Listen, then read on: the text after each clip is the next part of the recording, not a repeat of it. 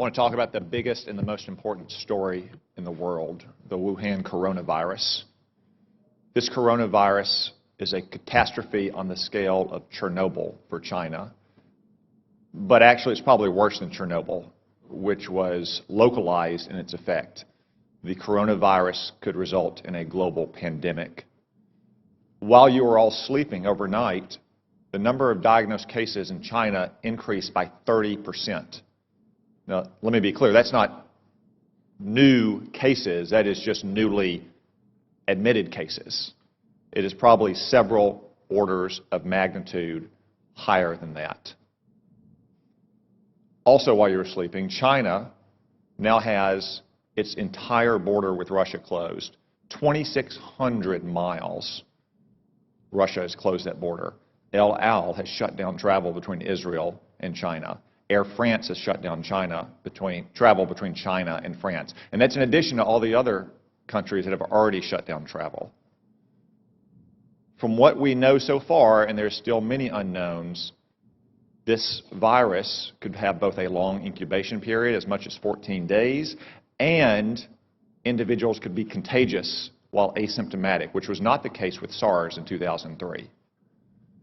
Furthermore, from some cases, it appears the virus could be aerosolized, which means it doesn't require the kind of contact that you have with, say, a married couple kissing each other or a family living in close quarters in a hotel or apartment, but rather the distances we are all sitting apart right now. Yet China is still lying about all of this. They've been lying about it from the very beginning, and you don't need their history of lying about SARS in 2003, though it is relevant here. You just have to see what's happened over the last 2 months. We now know that the first case manifested no later than December 1, even though China didn't reveal it to the WHO until a month later on December 31st, when they continued to hide it from their own citizens. And they continued to say that it had been contained inside Wuhan. Today, it is in every single province in China.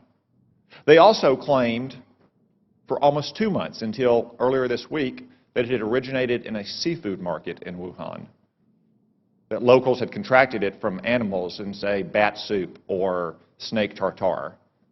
That is not the case. The Lancet published a study last weekend demonstrating that of the original 40 cases, 14 of them had no contact with the seafood market, including patient 0.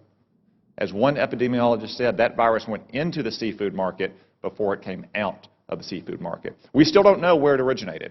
Could have been another seafood market. Could have been a farm. Could have been a food processing company.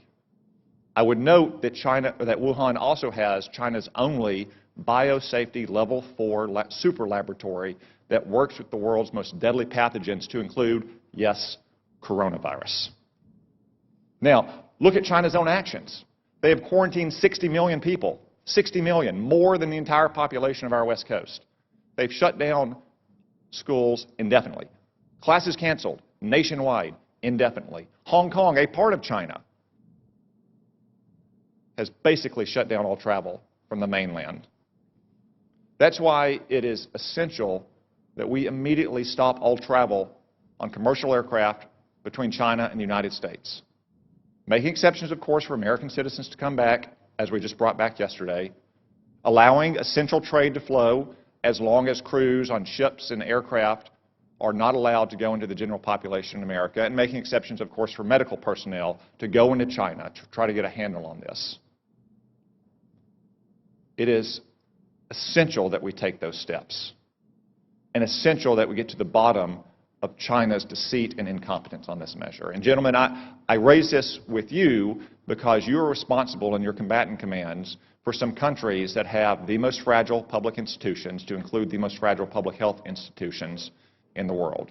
So I ask, even though as of this morning there are not yet confirmed cases of coronavirus in your combatant commands, though I suspect there will be soon, what is your assessment about the ability of the governments in your combatant commands to handle a potential global pandemic like this? General Townsend. Thanks, Senator. So there are not, that I'm aware of, any confirmed cases, as you mentioned, but there are some suspected cases. The first report of suspected case I've heard of is in Djibouti, which you would imagine with a significant Chinese presence there. So the capacity of African nations to deal with this problem varies widely.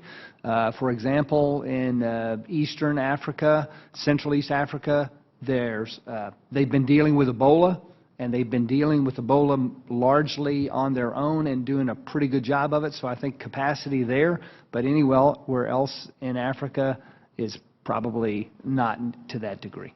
Admiral Fowler.